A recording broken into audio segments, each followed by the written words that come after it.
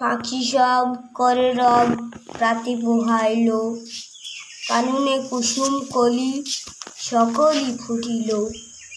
রাখাল গরুর পাল লয়ে যায় মাঠে, শিশুগণ দেয় মন নিজ নিজ পাঠে। ফুটিল মালতী ফুল সৌরভ ছুটিল, পরিমল লোভে অলি আসিয়া জুটিল। গগনে উঠিল রবি লোহিত বরণ, আলোক পাইয়া লোক পুলকিত মন।